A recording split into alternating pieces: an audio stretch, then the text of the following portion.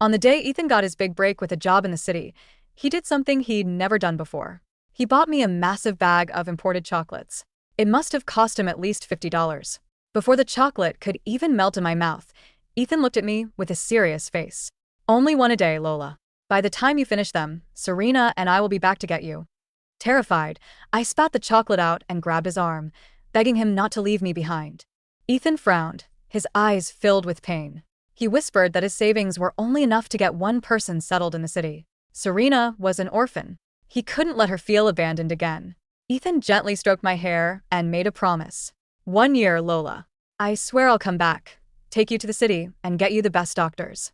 But after they left, the whole town started whispering. They said Ethan took Serena to the city to live the high life, and that he had abandoned his useless, dumb sister for good. I didn't believe them. I sat by the dusty road entrance every single day, waiting. The local creeps in town started teasing me. They said if I agreed to marry one of them, Ethan would definitely come back to attend my wedding. When I screamed and said no, they beat me. I dragged myself home, bruised and crying. The pain was so bad that I couldn't help but eat 3 chocolates at once. I just wanted Ethan to come back faster. If he was here, he would protect me and punish them. Then Chloe noticed my belly was growing bigger day by day. She gently touched my swollen stomach, her eyes filled with horror. "Lola, you're pregnant. Who did this to you?" My head throbbed with a blinding pain. I couldn't find the words to explain. Chloe held me tight and sobbed for hours. When Ethan finally got the news through a letter, his only reply was cold. "If anyone in town is willing to take responsibility, just let Lola marry him." But I was already the town's joke, despised and tormented.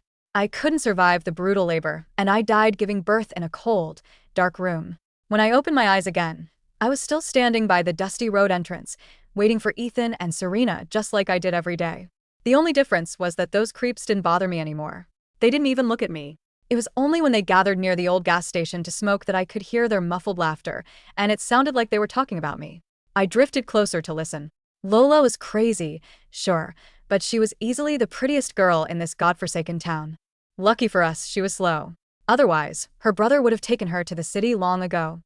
Yeah, and thank God Ethan wasn't here. She ended up dying in Luke's house anyway. As long as we keep our mouths shut, nobody can pin it on us. They rambled on, using words too complicated for my mind. But I understood one thing clearly. They said Ethan left me behind because he thought I was stupid. I puffed out my cheeks and yelled at them angrily. Ethan never thought I was stupid. He told me so. Just you wait. When Ethan comes back, I'm going to tell him everything. He will make you pay. When evening came, I walked past the desolate cemetery on the hill. I saw Chloe holding my old mason jar, looking busy. She took the remaining chocolates from the jar and placed them gently, one by one, on a small dirt mound next to my parents' tombstones. She even hammered a small wooden cross into the dirt, carefully carving the name, Lola Carter. I sat next to her and giggled. "Chloe is the smartest and prettiest girl ever. Your handwriting is so beautiful. Now that my name is on it, no one will steal my chocolates, right?" Chloe didn't answer me. She turned around and slowly poured a handful of grayish-white ashes into the empty mason jar. She begged Ned, a townsperson who was heading to the city for business, to deliver the jar to Ethan no matter what. My eyes went wide with excitement. "You're going to see Ethan? Can I come this time?" Chloe still didn't look at me, but at least she didn't stop me. "Since you're quiet, I'll take that as a yes." I was thrilled. I skipped along behind Ned, all the way to the city. Ned shoved the mason jar into Ethan's hands, muttered, "I'm so sorry for your loss," and hurried away. Ethan held the familiar jar, standing on the bustling city street, looking completely lost. I happily threw myself at him for a hug, but my body passed right through him.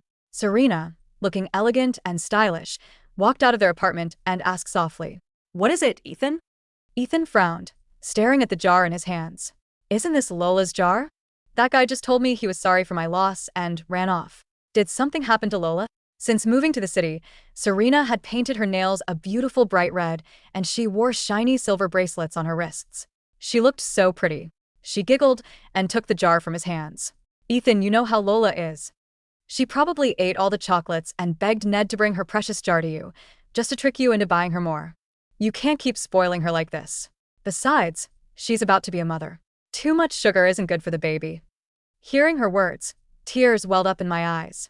I pointed at my flat stomach and screamed, "Ethan, I didn't." I saved the chocolates because I was scared you'd be mad. I put them back. And the baby is gone. Ethan, eating candy won't hurt anymore. I just missed you and Serena. I just wanted to see you.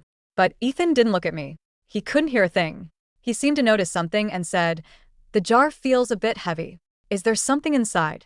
In fact, Serena had already opened the jar when Ethan wasn't looking and saw the letter tucked inside. She shook her head smoothly. "Nothing. Just some dirt. You know how she likes to collect random things."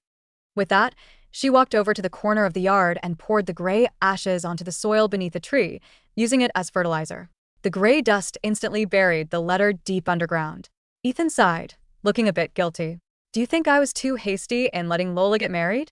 Serena took Ethan's hand, her voice sweet and reassuring. "Ethan, Lola had to grow up eventually. You couldn't protect her forever. Now that the knot is tied, making a scene will only ruin her reputation. Isn't it better for her to be married to a normal man than to live alone? Besides, Lola's mind is confused. It's only natural she made a mistake and got pregnant without knowing any better." The list of names in that old rumors letter was just gossip. There's no proof those men actually did anything. Why overthink it? If I hadn't stopped you last time, the whole town would know she got pregnant out of wedlock. That would have truly ruined her life. Ethan was silenced by her logic. He finally nodded, letting out a long breath. If I hadn't given her the wrong medication when we were kids, her brain wouldn't have burned up like that. She wouldn't be this way. I'm just terrified of her being hurt. Just then, a middle-aged man walked into the yard, looking cheerful. "Ethan, the factory approved your family leave. Hurry up and head back. Go bring your sister to the city for her medical checkup." I followed Ethan all the way back to our small town. Those same creeps were still hanging out near the old gas station. I pointed at them and yelled to Ethan. "They hit me. Ethan, they hit me." Sure enough, when those guys saw Ethan, they looked terrified and tried to scatter. But Ethan blocked their path. Instead of pulling out his fists, he reached into his bag and pulled out several family-sized bags of expensive chocolates. "Lola's wedding was rushed, and I couldn't make it back in time to help," Ethan said, a polite smile on his face. "I heard you all helped out at my brother-in-law's place on the wedding day. Thank you for your hard work. Take these. Consider it a thank you gift from me."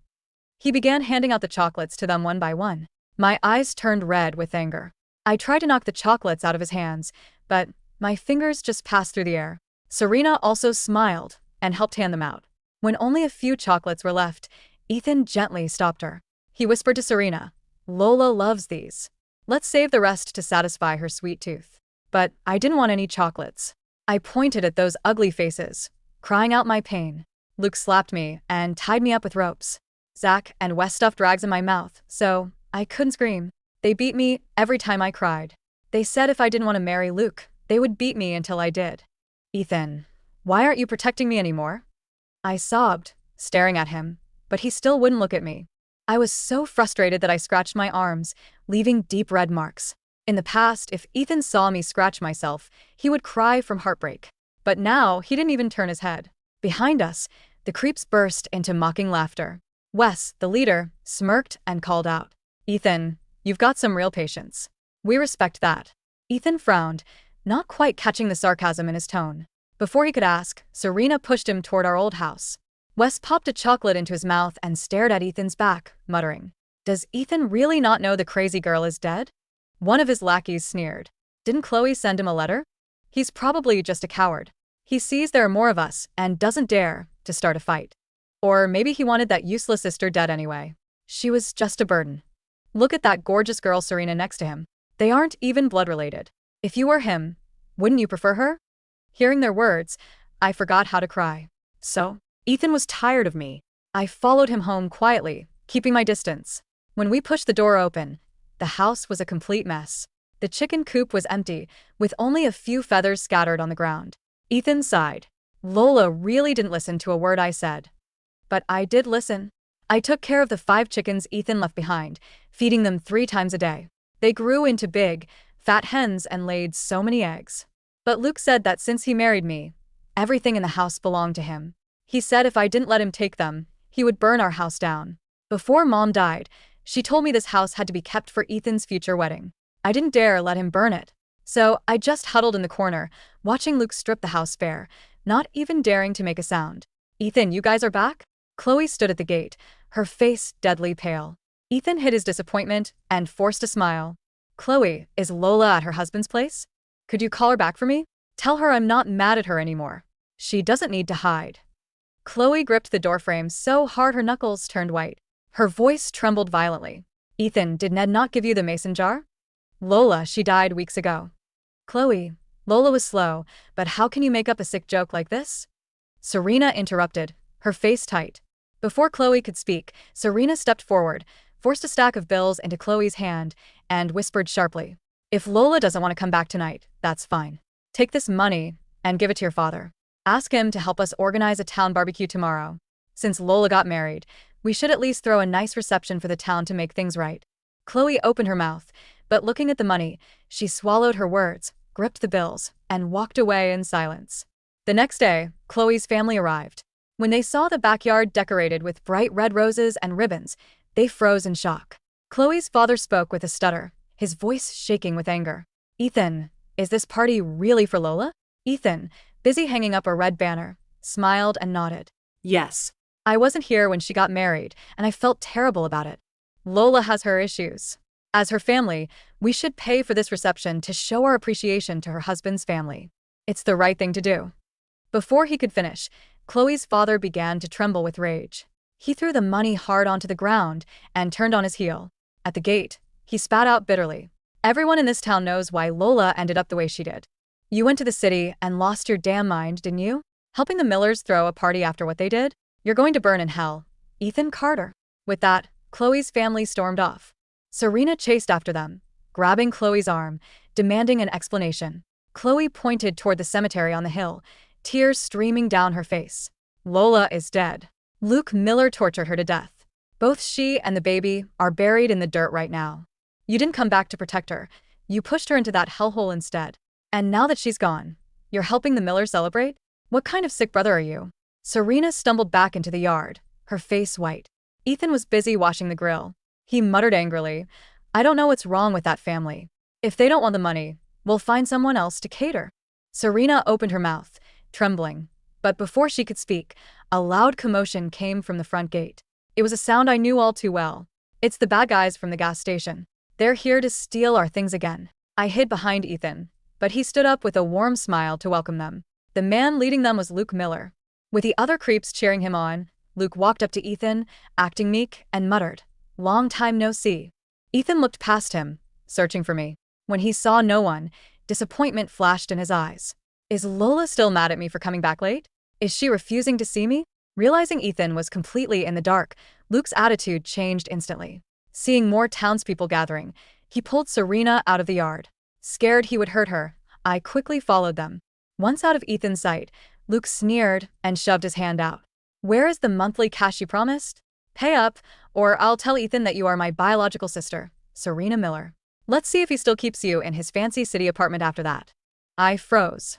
Serena's real brother was Luke, the monster who tormented me. Serena slapped his hand away in disgust.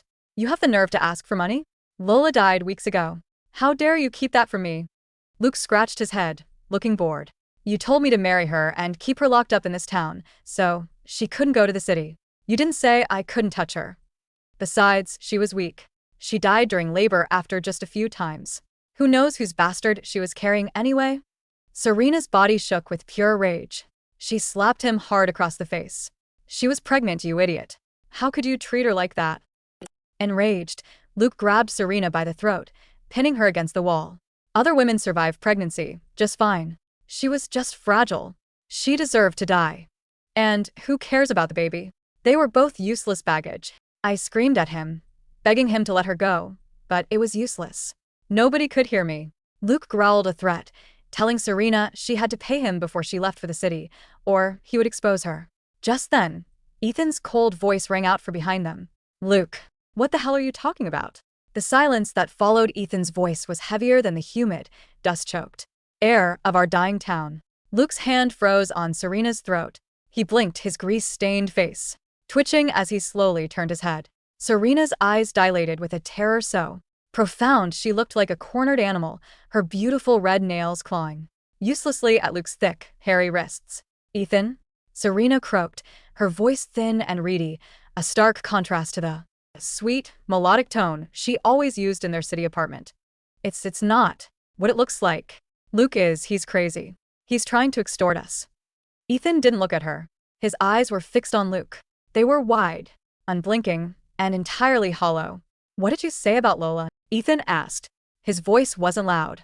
It was a flat, level sound, like the scraping of a shovel against dry dirt. Luke let go of Serena. She collapsed against the weathered brick wall, gasping for air, her silver bracelets clinking mockingly against the stone. Luke wiped his mouth with the back of his hand, a nasty, slow grin spreading across his face. He realized the game was up, but instead of running, the sheer malice of a lifetime spent in this rotting town took over. I said she's dead, Carter. Luke sneered, stepping closer to Ethan, trying to use his height to intimidate him. She's buried up on the hill. Died in my bed. Screaming for you. But you were too busy eating fancy food in the city, weren't you? And your little sweetheart here.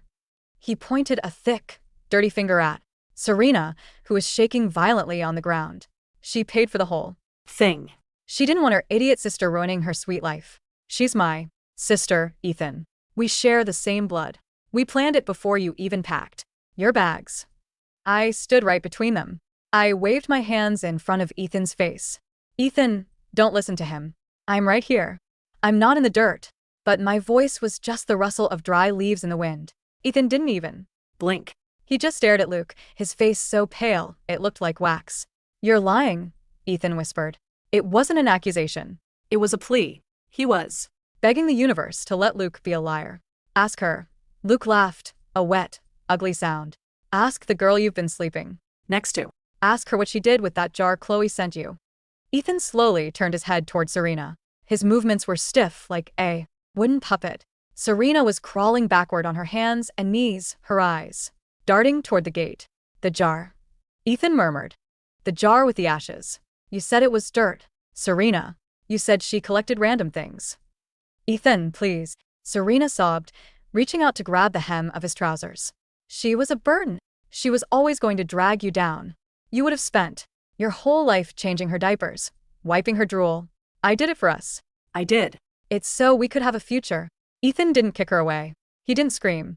He just looked down at his own hands. The hands that had washed the grill, the hands that had hung the bright red ribbons for a wedding party, the hands that had handed out imported chocolates to the very man who had broken his sister. Then, he turned and began to run.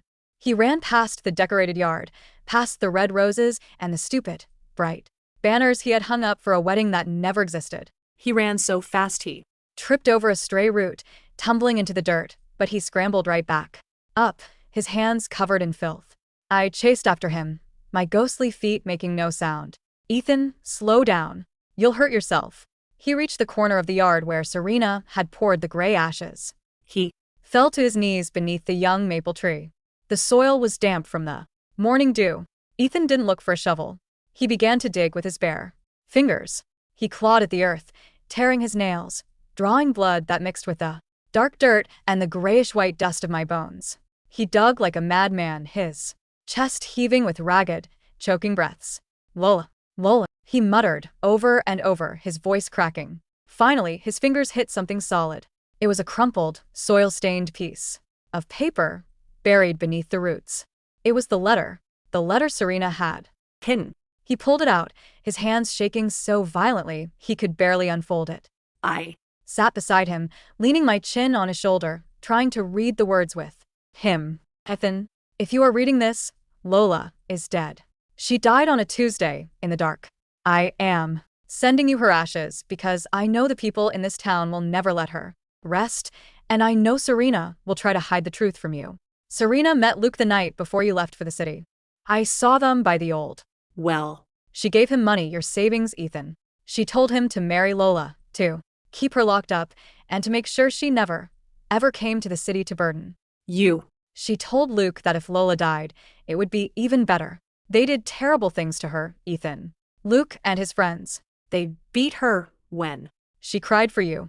They locked her in the cellar. When she got pregnant, she didn't even know what was happening to her body. She thought her tummy was growing because she ate 3 chocolates at once. She thought if she ate them, you would come back 3 times faster. She died alone, bleeding, calling your name. She thought you were mad at her. Please, Ethan. Don't let them get away with this. Chloe. As Ethan read, the silence around him grew heavier, suffocating. He didn't cry. The tears seemed to dry up in his eyes, leaving only a burning, bloodshot stare. He looked down at his fingers, coated in my ashes. 3 chocolates, he whispered, his voice barely a breath. She ate 3 chocolates because of me. He remembered the day he left. He remembered giving me the bag, telling me only 1 a day. He had thought it was a sweet game.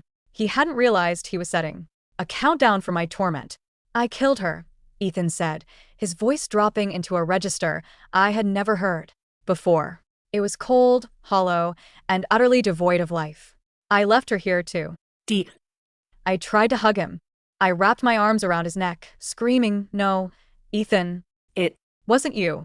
It was the bad men. It was Serena. I don't blame you." But he only felt a sudden, freezing draft that made him shiver. He stood up, the letter clutched in his bleeding hand. When Ethan walked back to the front yard, Luke and Serena were still there. Luke had his hands in his pockets, looking smug, while Serena was trying to pack her things, her face frantic. The townspeople who had gathered for the wedding barbecue were standing around, whispering. They saw Ethan's bleeding hands, his dirt-stained clothes, and the terrible look in his eyes.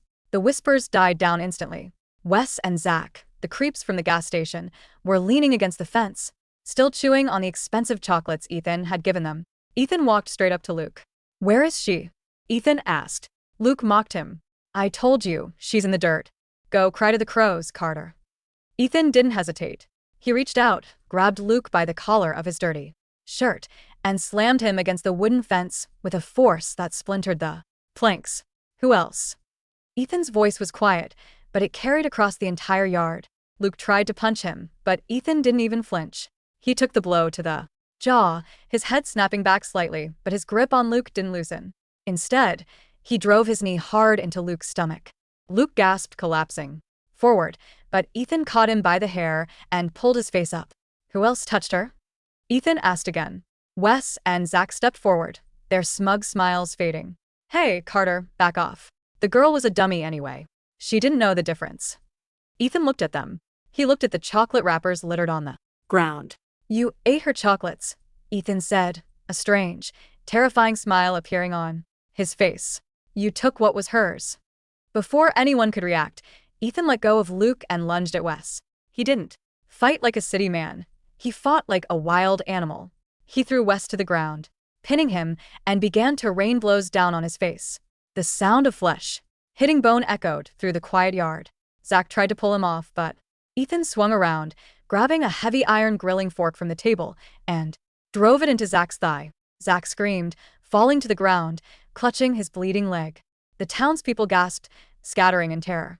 No one dared to step in. They had always known Ethan as the quiet, gentle boy who protected his slow sister. They had never seen this monster. Serena screamed, backing away toward the gate. "Ethan, Stop. Please. I did it. For us. I did it, so we could have a future." Ethan stopped. He stood up, his face covered in Wes's blood. He turned his dead eyes toward Serena. "A future?" he asked softly. He walked toward her, his boots leaving bloody prints in the dust. "With my sister's ashes under our tree?" Serena fell to her knees, sobbing, clutching his trousers. "I love you, Ethan. She was going to drag you down forever. You know she was a burden. You would have spent your whole life changing her diapers, wiping her drool. I saved you." Ethan looked down at her. For a moment, I thought he might hit her. But he didn't. He just looked at her with an expression of pure, unadulterated disgust. "You didn't save me, Serena," he said. "You damned me." Ethan didn't call the police. The local sheriff was Luke's uncle, and the town had kept my abuse a secret for a reason. Ethan knew there was no justice to be found in a courtroom here. With the help of Chloe's father and a few silent townspeople who had finally found their consciences now that the tide had turned, Ethan dragged Luke, Wes, and Zach into the old, abandoned barn at the edge of the Carter property.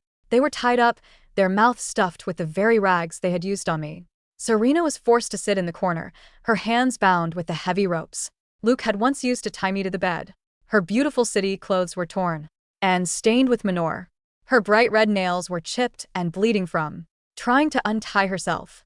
Ethan sat on a wooden crate opposite them. In his hands, he held the remaining bag of imported chocolates. Lola loved these, Ethan said, his voice calm, almost conversational.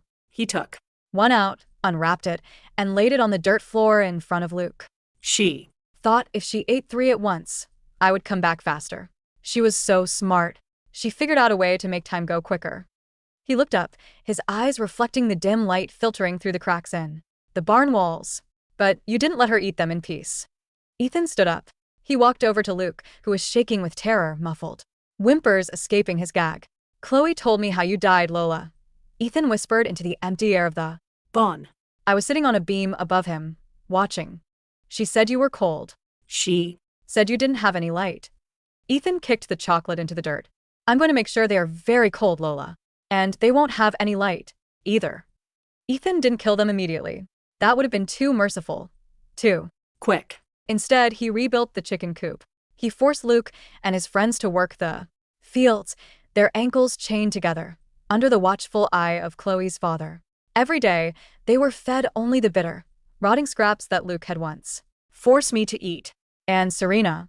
Ethan kept her locked in the very cellar where I had spent my final, terrifying days.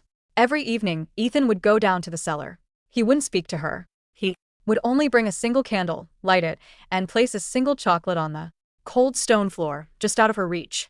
Only one a day, Serena, he would say, mimicking the words he had once said to Me. By the time you finish them, maybe I'll forgive you. But he never gave her the chocolates. He would let the candle burn down, blow it out, and leave her in the absolute, suffocating dark. Serena went mad within a month. She would scream my name, begging my ghost to forgive her, scratching at the cellar door until her fingers were raw stumps. I watched her from the top of the cellar stairs. I didn't feel happy. I didn't feel angry anymore. I just felt empty. Serena is not pretty anymore, I thought, looking at her matted hair and dirty Face. her red nails are gone. A year passed. The small town grew quieter, almost like a graveyard. The creeps who had Tormented me were broken men, their spirits crushed by the relentless, silent vengeance of Ethan Carter. No one in the town dared to speak my name, but everyone knew the price of what they had done. On the anniversary of my death, Ethan walked up the hill to the desolate cemetery. He carried a new, beautifully carved wooden cross. He had spent months carving it himself. He pulled out the old, simple cross Chloe had made and replaced it with a new one. He gently placed a massive, unopened bag of imported chocolates at the base of the mound. Lola, he said, kneeling in the dirt. He looked so old now. His hair was streaked with gray, and his hands were calloused and scarred. I'm sorry I was Late. I sat on the dirt mound beside him. I reached out and touched his hand. This time, he didn't shiver. He seemed to feel a gentle warmth. I've settled everything here, Ethan whispered, his eyes filling with tears that finally spilled over his cheeks. The bad men can't hurt anyone anymore. She's never going back to the city. He reached into his pocket and pulled out a train ticket. A ticket to the city. I bought you a ticket, Lola. Just like I promised. We're going to the city. Today. I'm going to take you to the best doctors. He laid the ticket on the chocolates. I looked at the ticket. It had my name on it, Lola Carter. I giggled, my heart feeling lighter than it had in a very long time. Ethan is so silly, I whispered, leaning my head against his shoulder. I don't need the doctors anymore. My head doesn't hurt at all. I picked up the spiritual essence of one of the chocolates. It tasted sweet, richer and deeper than anything I had ever imagined, melting instantly in my Mouth. One a day, I murmured. As the sun began to set, casting a golden glow over the dusty road entrance, I stood up. I didn't skip this time. I walked slowly, feeling peaceful. I looked back at Ethan. He was still kneeling by the grave, his head bowed, weeping quietly, but he looked like he was finally breathing. Goodbye, Ethan, I said, my voice carrying on the wind, a soft, warm breeze that brushed against his cheek one last time. And then, I turned toward the road and walked into the golden light.